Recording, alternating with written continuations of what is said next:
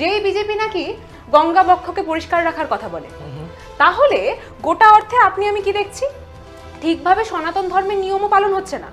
বালির বস্তা বেঁধে দিয়ে একটা দেহকে জলে ফেলে দেওয়া হলো, সনাতন ধর্মের নিয়ম পালন হলো না। দ্বিতীয়ত দেখছি যে এই জলে, যে জলটাকে সুন্দর রাখার কথা বরাবরই, যে গঙ্গা বক্ষকে সুন্দর রাখার কথা, নদীগুলোকে পরিষ্কার রাখার কথা এই বিজেপি সরকার বারবার তুলে এসছে, সেখানে যখন একটা মৃতদেহ পড়ছে সেই বিষয়ে কিন্তু তারা অবগত, অর্থাৎ সায়েন্টিফিক্যালিও কিন্তু জিনিসটা রং।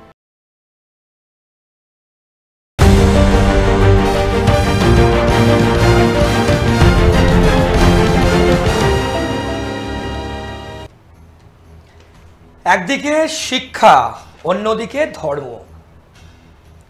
যা লাইন বললাম আপনাদের সামনে, একদিকে শিক্ষা যদি রাখেন, অন্যদিকে ধর্ম, আমাদের বাংলা কোনটা প্রাধান্য পাবে?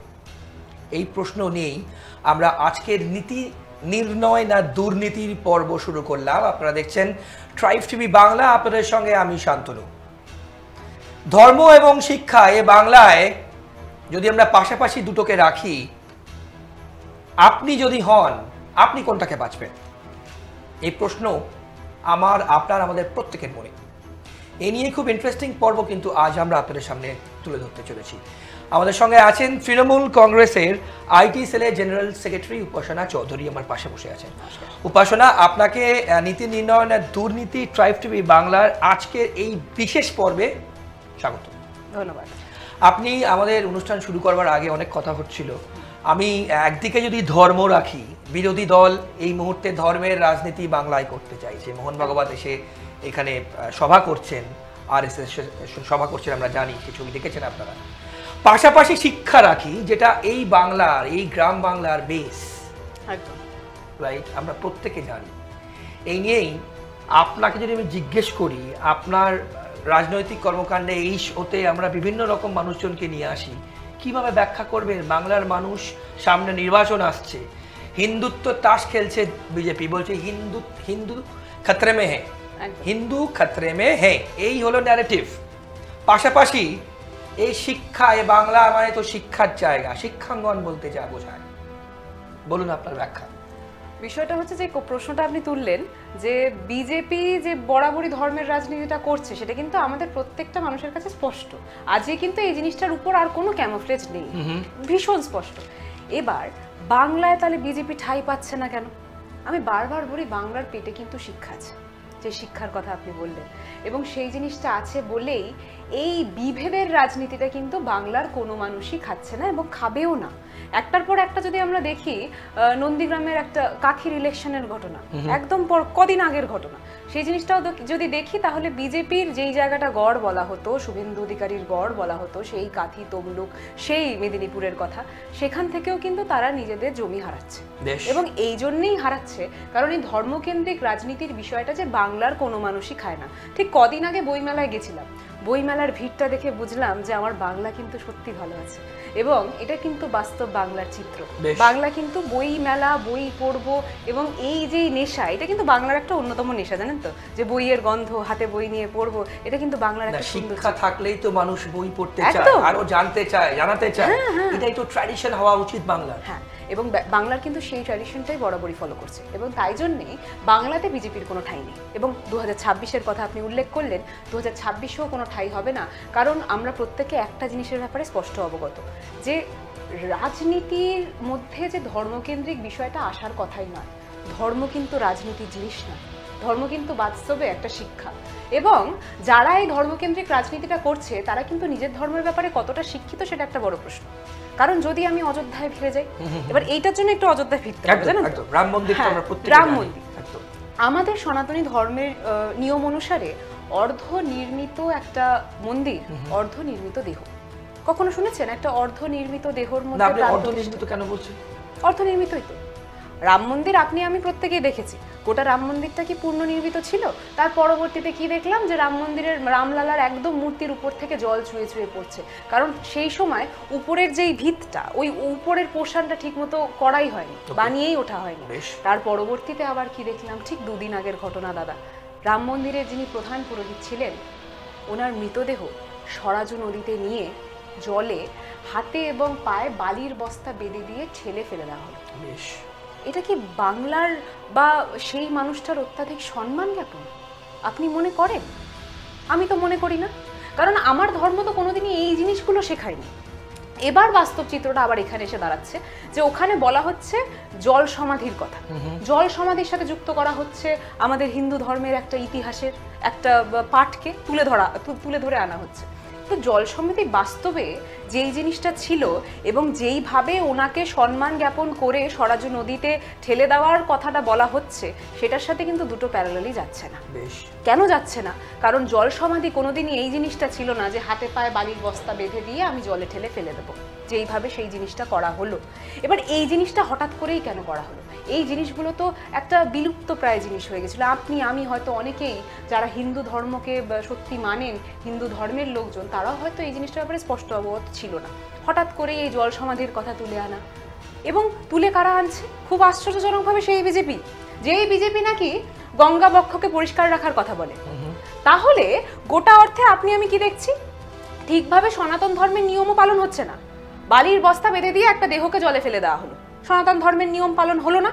দ্বিতীয়ত দেখছি যে এই জলে, যে জলটাকে সুন্দর রাখার কথা বরাবরই, যে গঙ্গা বক্ষকে সুন্দর রাখার কথা, নদীগুলোকে পরিষ্কার রাখার কথা এই বিজেপি সরকার বারবার তুলে এসছে, সেখানে যখন একটা মৃতদেহ পড়ছে সেই বিষয়ে কিন্তু তারা অবগত, অর্থাৎ সায়েন্টিফিক্যালিও কিন্তু জিনিসটা রং না। তাহলে উপাসনা, যদি আমি আপনাকে ঘুরিয়ে জিজ্ঞেস করি, ধর্মের নামে কি মানুষের মাথায় টুপি পরানো হচ্ছে? অবশ্যই।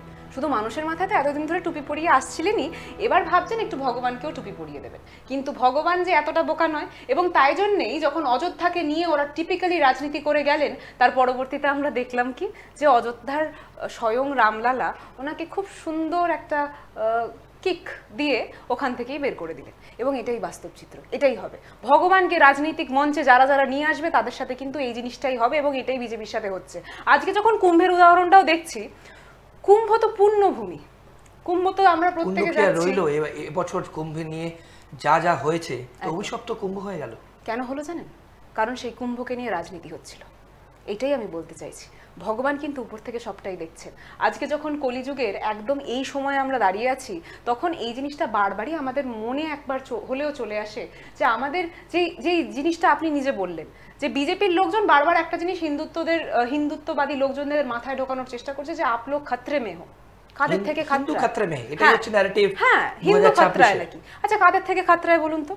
যেই সময় কুম্ভের যখন স্ট্যাম্পেডটা হলো, ওখানে যিনি অ্যানাউন্সমেন্টটা করলেন, যার পরবর্তীতে এই গোটা ঘটনাটা হলো, ওনার নামে হচ্ছে বিজয় বিশ্বাস পান্থ, উনি নিজে একজন হিন্দু। ওখানের যিনি সিএম উনি নিজে একজন হিন্দু। আমাদের যে প্রধানমন্ত্রী উনি নিজে একজন হিন্দু। তাহলে যে গোটা প্রক্রিয়াটা সেখানে হলো, সেখানে যখন জীবনটা যাচ্ছে, তখন কাদের নামে দোষটা দেবেন? অন্য ধর্মের লোকজনের নামে? সেটাও হয়তো দিয়ে দিত। কিন্তু ভগবানের কৃপায় জানেন তো, ঠিক তার আগে সেখানে অন্য ধর্মের লোকজনদের যে ক্রাউডটা ইনভলভ করা থেকেই বিরত থাকার ডিসিশনটা ওরা আগেই নিয়ে নিয়েছিল, এবং এই ডিসিশনটা নেওয়ার কারণেই হয়তো অন্য ধর্মের লোকের গায়ে এই তকমাটা দিতে পারলো না ওরা।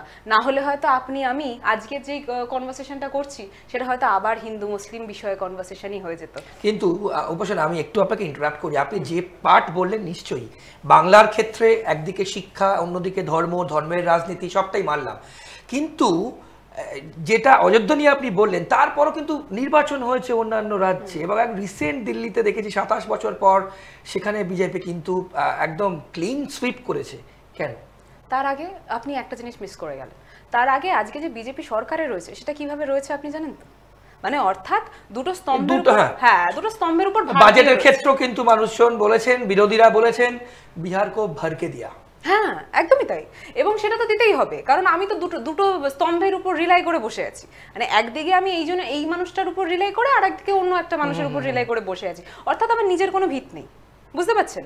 আমি হচ্ছি সেই উপরের ছাদটা, যেটা দুটো স্তম্ভের উপর নির্ভরশীল, এবং দুটো স্তম্ভকে যদি আমি শক্তি না করি, তাহলে কিন্তু উপরের ছাদটা ভেঙে পড়বে। এবং ঠিক সোজা যুক্তিতেই আমরা যখন দেখতে পাচ্ছি বিজেপি কাদেরকে সবচেয়ে বেশি বেনিফিট দিচ্ছে, সেটা কিন্তু সেই দুটো লোকজনই বা সেই দুটো স্তম্ভই, যেই দুটো স্তম্ভের উপর সেই ছাদটা নির্ভরশীল। এটা কিন্তু একদম বাস্তব চিত্র। এবার আবার যদি একটু ধর্মকেন্দ্রিক বিষয়, আবার যদি একটু এডুকেশন কেন্দ্রিক বিষয়, ধর্ম কিন্তু বাস্তবে একটা শিক্ষা, বাস্তবে একটা এডুকেশন। আমরা বারবার একটা কথা বলি, যারা ধর্মের বিষয়ে জ্ঞানী তারা কিন্তু কোনো কেন্দ্রিক লড়াইতে নামে না, জানেন তো। তারা কিন্তু কোনোদিনই ওই অন্য ধর্মের লোকের গলা টিপে মেরে ফেলবো এই জিনিসটা কোনোদিনই যায় না। তারা কিন্তু এডুকেট করে, তারা জানে যে কোনোদিন গীতা, কুরআন বা যদি বাইবেলের কথা বলি, কোনো এই যে বইগুলো রয়েছে, কোনো বইয়ে কিন্তু আমাদেরকে এই শিক্ষা দেয়নি যে একে অপরের গলা টিপে মারুন। এবং আমি বারবার সেটা অ্যাটলিস্ট আমাদের বঙ্গে কখনো সম্ভব নয়, আমরা দেখিনি সেই জিনিস কোনোদিন। কিন্তু উপাসনা, আমি আপনাকে কেন বলি, আমাদের এই অনুষ্ঠানে কিন্তু আরো অনেক অতিথিরা এসছে, বিজেপির অনেক প্রতিনিধি দল, মুখপাত্র তারা এসছে। হ্যাঁ, তারা বলছেন, প্রতিনিধিরাও বলছেন যে হিন্দুত্ব যে ভোট, হিন্দু ভোট প্রধান লক্ষ্য। 2024-এ যে লোকসভা ভোট হয়েছে তার যদি কিছুটা সুইং করা যায়, 2-3% যদি সুইং করানো যায়, কেল্লা ফতে। এবার আমি আবারও বলছি, প্রবলেমটা কোথায় এসে দাঁড়াচ্ছে জানেন? সেই Hindu vote, Muslim vote, minority vote, majority vote, এই জায়গাটা এসে দাঁড়াচ্ছে। এবং তাই জন্যই হয়তো রাজনীতিটাও কোনো কেন্দ্রিক, ধর্মকেন্দ্রিক হয়ে উঠছে। কিন্তু আমি আবারও বলতে চাইছি, যারা এই গোটা বিষয় ওই ভোট ব্যাংকে কেন্দ্র করেই ধর্মকে টেনে আনার চেষ্টা করছে, যে ধর্মকে টেনে আনি, তাহলে ওই ধর্মের লোকজন তো একটু সংখ্যায় বেশি, সেই ভোটটা যদি আমার দিকে সুইং করিয়ে নিতে পারি, যে কথাটা আপনি বললেন, তাহলে কিন্তু আমার কেল্লা ফতে, যে কথাটা আপনি বললেন। এবার ঠিক এই কারণেই, এই জন্যই হিন্দু খতরে মে হ্যায়, এই জন্যই হিন্দু খতরে মে হ্যায়। এবং আপনিও যদি দেখেন, জয় শ্রী রাম, রাম কিন্তু আমাদের প্রত্যেকের কাছে শ্রদ্ধেয়, তাই তো? মানে আমি কিন্তু জয় সিয়া রাম বলি, আমি কিন্তু সত্যি জয় সিয়া রাম বলি। এবং এই জিনিসটা কেন বলি জানেন? কারণ আজকে যদি আপনি বিজেপিকে দেখেন এবং সত্যি হিন্দুকে দেখেন, হিন্দু, তাহলে আপনি বুঝতে পারবেন বিজেপিতে কিন্তু নারী কেন্দ্রিক সম্মান বা নারী কেন্দ্রিক কোনো প্রকল্প এরকম আপনি কি দেখেছেন? দেখেননি। কেন দেখেননি জানেন? কারণ বিজেপি কখনো, আমি একটা বারবার কথা বলে থাকি যে যদি আমাদের ভারতবর্ষে কোনো ধর্মকেন্দ্রিক বিভেদ না থাকতো না, তাহলে আমাদের ধর্মে, অর্থাৎ হিন্দু ধর্মে যেই ভাগগুলো রয়েছে সেই ভাগগুলোকে ইউটিলাইজ করে ভোট নেওয়ার চেষ্টা করতে এই বিজেপি গভর্নমেন্টই। এবং সেই জিনিসটা স্পষ্ট। এবং সেটা কেন বলি, ধরো যারা নিচু জাত, ও বাবা, ওদেরকে তো ছোঁয়া যাবে না, এই জিনিসটা আমরা বরাবরই দেখে এসেছি। তো আপনি এই জিনিসটা দেখবেন বিজেপির নেতৃত্বদের মধ্যে, এই জিনিসটা কিন্তু আপনি দেখবেন না তৃণমূল বা অন্য কোনো পলিটিক্যাল যারা পার্টিগুলো রয়েছে তাদের। এখানে আরএসএস এর কিন্তু একটা বড় রোল। মোহন ভাগবত সভা করেছেন, একদম রিসেন্ট ছিল, জানি। সেক্ষেত্রে শিক্ষা, আমি যেটা প্রথমেই বলেছি, শিক্ষা একদিকে, অন্যদিকে ধর্ম। আর বাংলায় রাম মন্দির হচ্ছে, সেটা নিশ্চয়ই আপনি জানেন। হ্যাঁ, তো সেখানে দাঁড়িয়ে আপনি আগামী দিনে 26 যত কাছে আসবে, বাংলার মানুষ কি করবে? বাংলার মানুষ শিক্ষাকে গ্রহণ করবে এবং ধর্মকেও কিন্তু গ্রহণ করবে, কিন্তু শিক্ষা রূপেই। কারণ ধর্ম হচ্ছে বৃহৎ শিক্ষা, সেটা গীতা হোক, সেটা কুরআন হোক, সেটা বাইবেল হোক।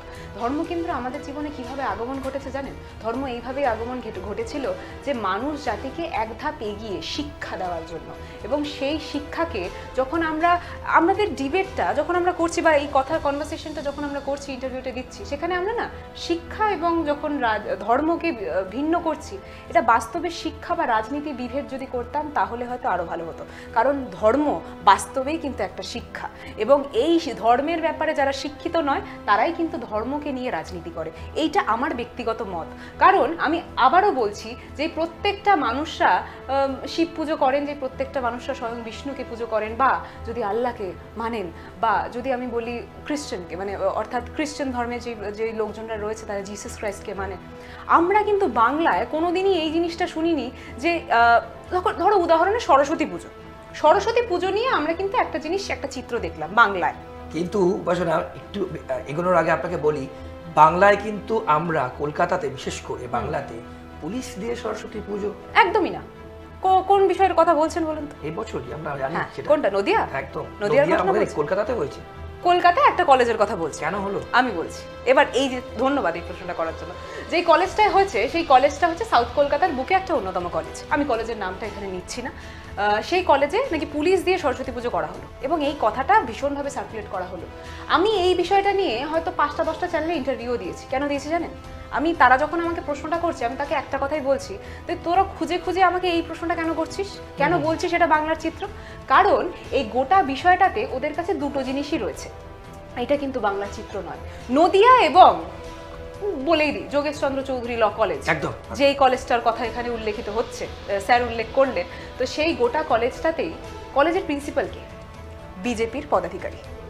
নদিয়ায় যে ঘটনাটা ঘটেছে, সেই নদিয়ার ঘটনাতে 4 জনকে গ্রেফতার করা হয়েছে, 4 জনের মধ্যে 2 জন বিজেপির পদাধিকারী, স্পষ্ট। এবার যে ঘটনাটার আপনি কথা বললেন যে পুলিশ প্রোটেকশন দিয়ে সরস্বতী পুজো হচ্ছে, আমি হেরম্বচন্দ্র কলেজের ইউনিট সভানেত্রী। আমার হেরম্বচন্দ্র কলেজে আমরা এবার সম্প্রীতির পুষ্পাঞ্জলি করেছি, সম্প্রীতির পুষ্পাঞ্জলি, এবং কাদেরকে নিয়ে করেছি জানেন? এটা কিন্তু খুব একদম সাধারণ চিত্র, এবং সাধারণ চিত্র কেন বলছি, কারণ এটাই বাস্তব চিত্র। সেটা কলেজ হোক বা স্কুলে, আপনি কোনোদিন এই বিভেদটা পেয়েছিলেন যে হিন্দু ধর্মের লোকজন আসতে পারবে, মুসলিম ধর্মের লোকজন আসতে পারবে না, বা অন্য কোনো ধর্মের লোকজনের জন্য আজকের দিনটা মানা? কারণ এই যে পুজোটা হচ্ছে এটা শুধুমাত্র হিন্দু কেন্দ্রিক কোনো দিনই নয়। কিন্তু বারবার বিজেপি আসার পরবর্তীতে এই বিভেদটা সৃষ্টি করার পূর্ণ চেষ্টা হয়েছে। সেখানে আমার হেরম্বচন্দ্র কলেজে যারা পুষ্পাঞ্জলি দিয়েছে তাদের কিন্তু ধর্ম বা গোত্র একটাই, মানব ধর্ম এবং মনুষ্যত্ব গোত্রের। এবং এই জিনিসটাই কিন্তু আমরা প্রকাশ করেছি, শুধু আমরা নয়, সেখানে সাধারণ ছাত্রছাত্রীরা করেছে, জানেন তো? বিকজ ওদের যে উদ্যোগটা, ওরা যখন আমাকে বলছে যে এরকম দিদি একটা করতে চাই, আমি বাস্তবে বলেছি এর থেকে ভালো তো আর কিছু নয়। এবং এইটাই বাংলার চিত্র। যারা আমাকে ইন্টারভিউ নিতে জিজ্ঞেস করেছে, এই প্রশ্নগুলো করেছে, আমি তাদেরকে বারবার একটা কথা বলেছি যে তোরা যখন ওই দুটো নদিয়ার ঘটনাটা তুলে ধরছিস, যখন তোমরা এই প্রশ্নটা করছো যে যোগেশচন্দ্র চৌধুরী কলেজে কি হয়েছে, তখন কেন তুলে ধরছো না হেরম্বচন্দ্র কলেজের এই সম্প্রীতির কথাটা? কেন তুলে ধরছো না যে ভিন্ন কলেজ, যে একটা বিশাল সংখ্যক কলেজ এবং স্কুলগুলোতে সব ধর্মের লোকজনরা একসাথে গিয়ে যখন ভোক্তা খায়, সেই চিত্র তুলে ধরছো না কেন? কারণ এটা মিডিয়া কভার করবে না, এইটাই কি মূল উদ্দেশ্য? কিন্তু বাস্তবে জানেন তো, ইয়েলো জার্নালিজমের মাঝখানে আপনাদের মতো চ্যানেল এবং কিছু ভিন্ন চ্যানেলরা রয়েছে যারা কিন্তু সত্যি বাস্তব চিত্রটা তুলে ধরতে চায়। সেই চ্যানেলগুলো হয়তো কোনো কেন্দ্রিক বিষয়ে লড়াই অর্থাৎ পিয়ার প্রেশারের মাঝখানে পড়ে যায়, এটা আমি মনে করি। এবং তাই জন্যেই হয়তো মূল চিত্র যেটা, সেই জিনিসটা উঠে আসে না। কোন চিত্রটা উঠে আসছে? সঞ্চালকবাবু আমাকে কি প্রশ্ন করছেন, সেই দুটো ঘটনা, যেই দুটো ঘটনাতে স্পষ্ট বিজেপির লোকজনরা জড়িত রয়েছে।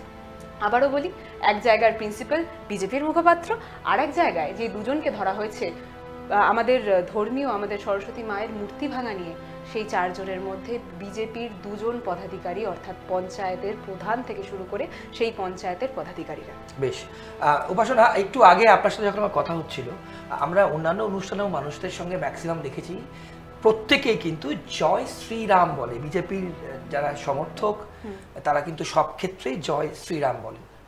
আপনি কি বলে সম্বোধন করেন? জয় সিয়ারাম। এবং এই জিনিসটা কেন বললাম জানেন? কারণ আমার ধর্ম বরাবরই নারীকে এক ধাপ আগিয়ে রেখেছে। অর্থাৎ রাধাকৃষ্ণের কথা আমরা জানি, রাধা তো স্ত্রী, রাধা তো নারী, সেই রাধাকে কিন্তু আমরা সামনে রাখি, রাধা কৃষ্ণ বলি। তার পাশাপাশি যদি বেনারস তো আপনি গেছি, বেনারসে যখন কাশী বিশ্বনাথের পুজো হয় তখন চিৎকার করে জোর কণ্ঠে কি বলা হয়? নমঃ পার্বতী পতে হর হর মহাদেব, নমঃ পার্বতী পতে। অর্থাৎ পার্বতীর যিনি স্বামী, নমস্কার আপনাকে, আপনাকে কিন্তু আমরা শ্রদ্ধাঞ্জলি দিচ্ছি, আপনাকে সেই শ্রদ্ধার জায়গায় আমরা বসাচ্ছি। অর্থাৎ সেখানেও কিন্তু মহাদেবের আগে স্ত্রীকে রাখা হয়। এবং এটাই কিন্তু আমাদের হিন্দু ধর্ম। সিয়ারাম বলতে এটাই নিয়ম, একদমই তাই। অর্থাৎ যদি রামচন্দ্র আমার সামনেও হয়তো আজকে দাঁড়াতেন, উনি হয়তো বলতেন তুমি বাবা জয় শ্রীরাম বলো না, তুমি জয় সিয়ারামই বলো। কিন্তু বাস্তবে আমরা কি দেখতে পাচ্ছি যে জয় শ্রীরাম কোথায় কোথায় উল্লেখিত হচ্ছে? কাউকে ধরো একটা ল্যাম্পপোস্টে বেঁধে মারা হচ্ছে, সেখানে জয় শ্রীরামের স্লোগান হচ্ছে। বা তার পাশাপাশি একদম টাটকা ঘটনা দাদা, 14 তারিখ ভ্যালেন্টাইন্স ডে গেল, সেখানে বাজরাং দলের একটা থ্রেটনিং পোস্টার ভীষণভাবে ভাইরাল হয়েছিল।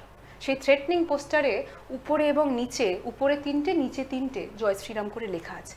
আমরা দেখে খুব আশ্চর্য বোধ হলো, জানেন, খুব আশ্চর্য বোধ হলো। কেন বলছি কথাটা? কারণ যখন রাধাকৃষ্ণের কথা বলি, রাধাকৃষ্ণ কিন্তু প্রেমের অন্যতম একটা আইডল আমাদের প্রত্যেকের কাছে, আইকন একদম।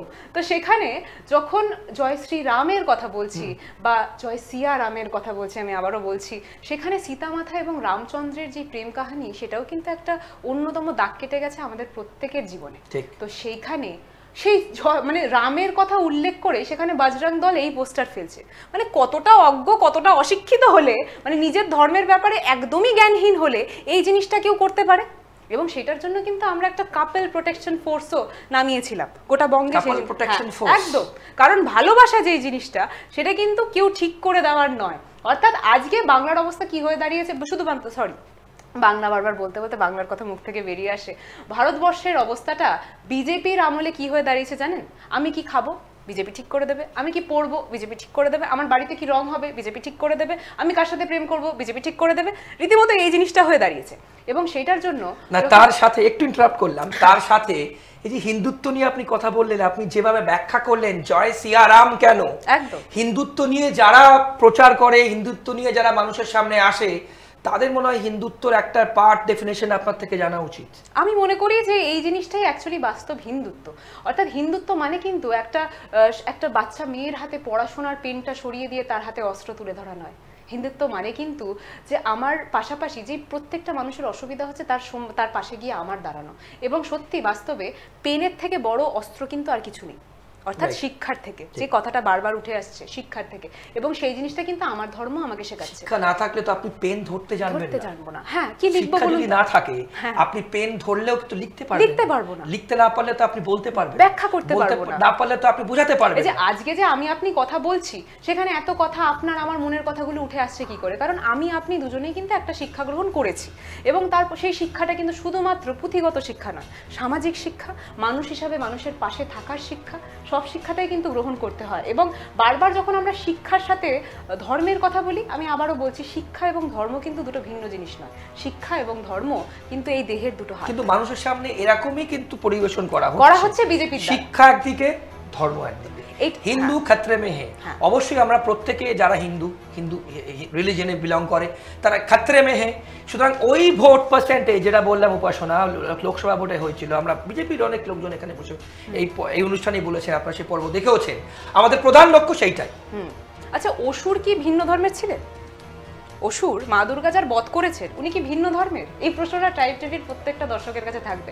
আচ্ছা, তার পাশাপাশি কংস, উনি অন্য ধর্মের ছিলেন? আমার জানা নয়। আমি বারবার একটা কথা বলি যে আমাদের নিজেদের যে ভুলগুলো বা নিজেদের মধ্যে কিন্তু অনেক ক্ষত রয়েছে, সেই জিনিসটা কিন্তু ছাঁকনি দিয়ে ছেঁকে নিতে হবে, জানেন তো? আমি বরাবরই একটা কথা বলেছি যে ছাঁকনি দিয়ে যদি ছাঁকতে না জানি না, তাহলে এরকম কিছু সিউরো লোকজন একটা বেসিক ক্যামোফ্লেজ নিজের মুখের সামনে নিয়ে এসে বা একটা মুখোশ পরে আমাদেরকে বারবার ম্যানিপুলেট করবে, আমাদেরকে বোঝানোর চেষ্টা করবে যে আমরা নাকি সুরক্ষিত নই, আমাদেরকে বোঝানোর চেষ্টা করবে যে আমি নাকি ভালো নেই।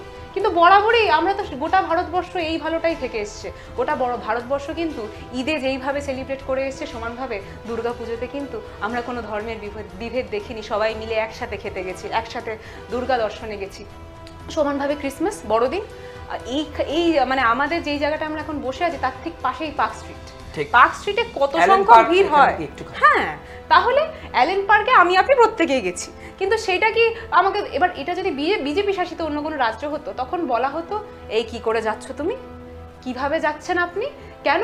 কারণ এইটা তো আপনার ধর্মের ইসে নয়। তার পাশাপাশি আরেকটা, এটার মাধ্যম থেকে আমার মনে পড়ে গেল, জোম্যাটোতে একটা ভিডিও অত্যাধিক ভাইরাল হয়েছিল। জোম্যাটোর একটা ছেলে, যিনি ফুড ডেলিভারি, উনি পরেছিলেন স্যান্টা ক্লসের একটা ড্রেস। এবার এটা সম্ভবত একটা বিজেপি শাসিত রাজ্য, অর্থাৎ ডাবল ইঞ্জিন সরকারের কোনো একটা রাজ্যেরই ঘটনা। উনি গেছিলেন ফুড ডেলিভারি করতে, জানেন তো? বাচ্চারা সেই সময় স্যান্টা ক্লসকে দেখতে ভালোবাসে, হয়তো সেই কারণেই স্যান্টা ক্লসের গোটা জামা কাপড় পরেই উনি গেছিলেন। একটা লোক এসে ওই জামা কাপড়টা খুলিয়ে দিল রীতিমতো রাস্তার মাঝখানে, খুলিয়ে দিয়ে বলছে, তুমি কি এটা কি তুমি যখন কৃষ্ণের কোনো একটা প্রোগ্রাম হয় তুমি কি কৃষ্ণ সাজো? যখন তোমার মা দুর্গার প্রোগ্রাম হয় তখন কি তুমি দুর্গা সাজো? বা তুমি অন্য কোনো প্রোগ্রাম হয় তখন কি তুমি সেটা সাজো? তাহলে ক্রিসমাসে কেন তুমি স্যান্টা সেজে ঘুরছো? মানে মানুষটা জানেই না যে স্যান্টা ক্লজ কিন্তু যীশু খ্রিস্ট নয়। মানে এই যে বেসিক পার্থক্যটা, এই বিষয়ে উনি অবগত না। আমি বারবার বলছি, যারা ধর্মকেন্দ্রিক চিল্লায় না, তারা কিন্তু সত্যি ধর্মের ব্যাপারে অবগত নয়, জানেন তো? তাই জন্যেই তো আমরা ভারতবর্ষে এই চিত্র দেখি যে অর্ধনির্মিত জায়গায় প্রাণ প্রতিষ্ঠা হচ্ছে। আমরা ভারতবর্ষে এই চিত্র দেখি যে কিভাবে একটা মৃতদেহকে সম্মান জ্ঞাপনের কথা বলে হাতে পায়ে বালির বস্তা বেঁধে তার মৃতদেহকে সরাজু নদীতে ফেলে দেওয়া হচ্ছে।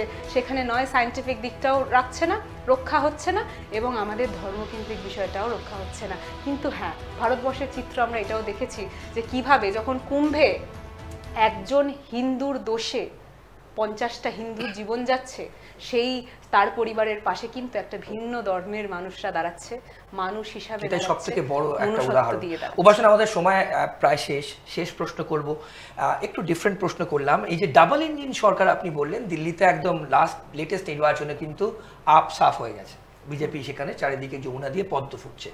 এই ডাবল ইঞ্জিন সরকার করলে এই যে কেন্দ্রীয় বঞ্চনা নিয়ে মুখ্যমন্ত্রী অভিযোগ করেন, রাজ্য সরকার অভিযোগ করেন, 100 দিনের টাকা আটকে রেখেছে, প্রকল্পের টাকা আটকে রেখেছে, টাকা দিচ্ছে না।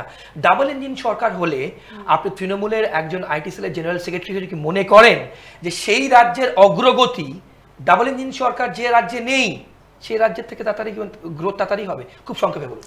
এইটার যখন আপনি প্রশ্নটা করলেন একটু আমাকে সময় দিতে হবে। সেটা হচ্ছে আমরা রীতিমধ্যে কদিন আগে একটা চিত্র দেখেছি যে ইউএস এর তরফ থেকে বিমানে করে কিছু লোকজনকে হাতে হাতকারি পরিয়ে পাঞ্জাবে ফিরিয়ে দেওয়া হয়েছে, এবং সেখানে যে কোথার লোকজন আছে একটু আপনাকে খুঁজে দেখতে হবে। আমি বলে দিচ্ছি, সেখানে যেই সংখ্যক লোকজনরা রয়েছে এবং যেই রাজ্যের লোকজনরা রয়েছে সেই রাজ্যগুলো কিন্তু ডাবল ইঞ্জিন সরকারের রাজ্য। বেশ। অর্থাৎ আরেকটা স্ট্যাটিস্টিক একটু আপনাদের সামনে তুলে ধরি। এই কটা দিনে 2015-র পরবর্তীতে 14-র পরবর্তীতে একটা বেসিক স্ট্যাটিস্টিক্স আমাদের চোখের সামনে উঠে এসেছিল। সেটা হচ্ছে প্রায় 9 লক্ষ সিটিজেন, ভারতীয় সিটিজেন আমাদের ভারতবর্ষ ছেড়ে অন্য অর্থাৎ বিদেশে গিয়ে থাকছে। এবং যদি ভারতবর্ষের চিত্রটা এত ভালোই হয়ে থাকে, যেই কথাটা বিজেপি বারবার বলে, বা ডাবল ইঞ্জিন সরকার তো আজকে অনেক জায়গাতেই আছে, কিন্তু বারবার আমরা কি দেখছি যে ভারতবর্ষতে যাদেরকে হাতকারি পরিয়ে ফিরিয়ে দেওয়া হচ্ছে, রীতিমতো আর্মির প্লেনে করে নিয়ে আসা হচ্ছে, মিলিটারি প্লেনে করে নিয়ে আসা হচ্ছে, একদম সসম্মানে কিন্তু নয়, অত্যাধিক অসম্মানে। তারা কোথাকার বাসিন্দা? তারা সেই ডাবল ইঞ্জিন সরকার অর্থাৎ সেই ডাবল ইঞ্জিন যেসব রাজ্যে রয়েছে সেখানকারই বাসিন্দা। বাংলা ছেলে বলে কিন্তু সেখানে নেই। তাহলে এক লাইনে একদম শেষ উত্তর, শেষ লাইন, এক কথায় বলতে গেলে উন্নয়নের জন্য ডবল ইঞ্জিন সরকার হয় না দরকার, ব্যর্থ, একদম এটা আপনি মানছেন? পূর্ণ ব্যর্থ। হ্যাঁ। অনেক ধন্যবাদ উপাসনা আপনার সময়ের জন্য, নীতি দুর্নীতি অনুষ্ঠানে আসবার জন্য। আপনাদের প্রত্যেককে অসংখ্য ধন্যবাদ। খুব গুরুত্বপূর্ণ আলোচনা করলাম আমরা। একদিকে শিক্ষা, অন্যদিকে ধর্ম। কি করবেন মানুষজন? আপনারা কোনটা বাঁচবেন? আপনাদের বাঁচতে হবে, কারণ যতদিন আসবে, নির্বাচনের দিন আসবে, আরও নতুন নতুন ন্যারেটিভ আমরা আপনাদের সামনে বিভিন্ন রাজনৈতিক দল তুলে ধরবে, এবং আমরাও বিভিন্ন পর্ব আপনাদের সামনে তুলে ধরবো। কিন্তু শেষ কথা বলবেন মানুষ, আপনারা। আপনাদের অনুষ্ঠান, সামাজিক অনুষ্ঠান নীতি নির্ণয় না দুর্নীতি। ভালো থাকবেন, সবাইকে ভালো রাখবেন, আর অন্যান্য সব খবরের জন্য দেখতে থাকুন ট্রাইব টিভি বাংলা। শুভরাত্রি, নমস্কার, ভালো থাকবেন।